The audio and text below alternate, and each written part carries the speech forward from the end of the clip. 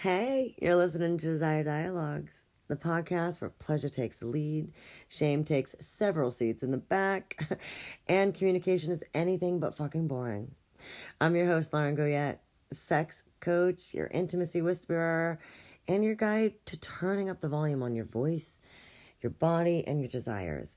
Welcome back to my regs. Oh, I'm so glad to see you again. And welcome to my newbies. So happy you stumbled upon us. So here's the deal. Today we're going to talk about one of the most underrated tools in intimacy, playful teasing. How to do it and how not to do it.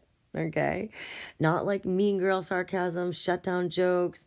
I'm talking about flirty, emotionally safe, spark-inducing erotic play that really makes that date go great or makes your partner not, back off, but lean in instead. So if your bedroom, your dating life, or your relationship in general got a little stale, flat, or it's like way too serious, this episode is your permission slip to bring back the fun. So let's talk about teasing, the kind that builds chemistry, anticipation, and then, hey, a lot of orgasms too. So flirting is a language, right? And most couples will actually stop speaking it, right? Most long-term couples, they kind of stop. Not because they don't love each other, but more they think like, we don't really need that anymore, right? Wrong. You do. You definitely do. Flirting, especially teasing, is one of the most tools that will bring this erotic tension, but without being heavy or confrontational, right? Some people are great at this. Some people are great at the playful tease. And some people will say things you're like, whoa, you went a little too far on that one, right? So flirting, especially that teasing, is it's really one of the only tools without, being too much. It's gonna be like, hey, I see you, I was thinking about you, I want you. I want to make you work a little bit for it, right? And it's tension, and that's hot. So there's the difference. There's a difference between fun and hurtful teasing where you're cruel, right?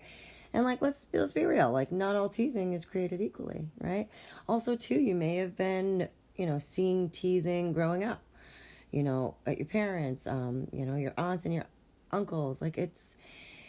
You can see couples in your lives and people in your lives who do tease and joke, but some are done, well-mannered in a way, right? Well-natured, and some are a bit cruel. So let's talk about the teasing that shuts down connection. Hey, you finally want to have sex tonight? Well, if you could last more than 5 minutes, guess I should feel lucky you remembered my body exists. All right, those are in the sexual realm. You could have some that are like, oh, wow, you're really going to wear that out tonight? I should definitely go, disguise myself so no one knows it's me who's being seen with you. You could be something a little lighter than that. That's like, did your mother dress you again? So that's the thing. It's when we do teasing that's cruel, it's usually resentment in a costume, all right? And then we have some teasing that builds connection, right? If they're like, oh, I'm a great cook, you could be like, oh, wow. And you really think that putting food in the microwave is cooking. See, that's done nice, right? You do it with a smile on your face. Nothing cruel, right? You could do teasing for sexuality that kind of, trying to build up to something good. You'd be like, you're troubled today, aren't you? Or keep looking at me like that and I'm going to cancel all my plans. And then you'd say, I'm not wearing anything under my clothes, right? So those versions create anticipation and not shame. They're invitations, not evaluations or judgment. So many people, especially those with low desire, have kind of been trained to associate sex with pressure. That's hard, right? You perform, please get it right, be sexy on demand, right?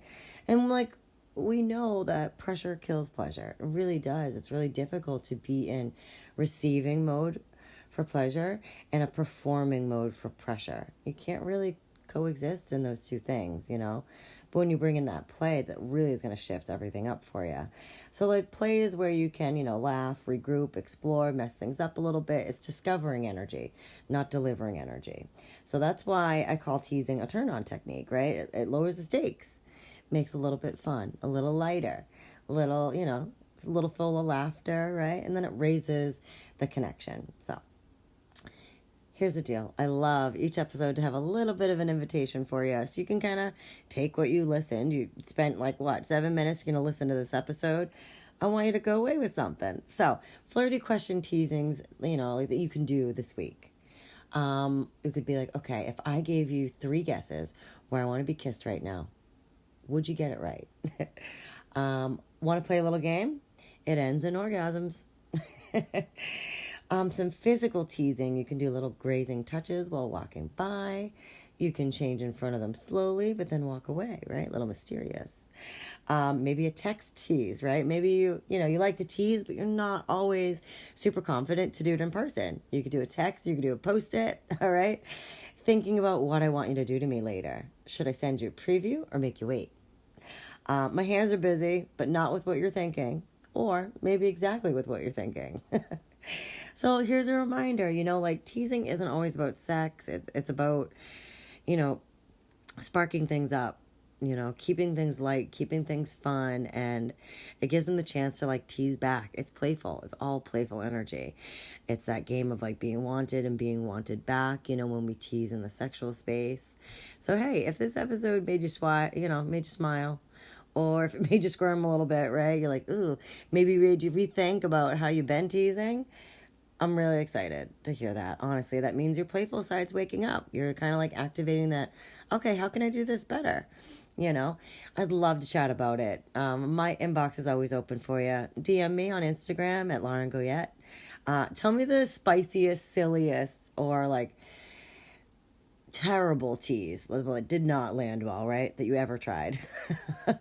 And then, hey, if you want weekly tools, erotic communication scripts, and maybe just an environment that's shame-free to experiment and learn more about yourself, come join us in the Pleasure Collective. It's all down below in the show notes in my link. Also, in that link is a sexual archetype quiz. Definitely gives a little bit more clarity on how you're pre-wired, all right? So, you deserve more than the check-the-box sex, right? You deserve more connection and teasing and laughters, right? That really translate over into the bedroom with heightened playful energy. So, if this resonated with you, feel free to review. Feel free to follow so you can stay in the loop. And then, hey, share with a friend if you think they may like it. Thank you so much for tuning in. Flirtation is not just for new love. It is for true love, all right? I know, super corny. I wrote it down earlier. I had to fucking say it. Sorry for those who just cringed. My friends, bring the tease, keep the play alive, and remember, pleasure's your birthright. I'll catch you next time.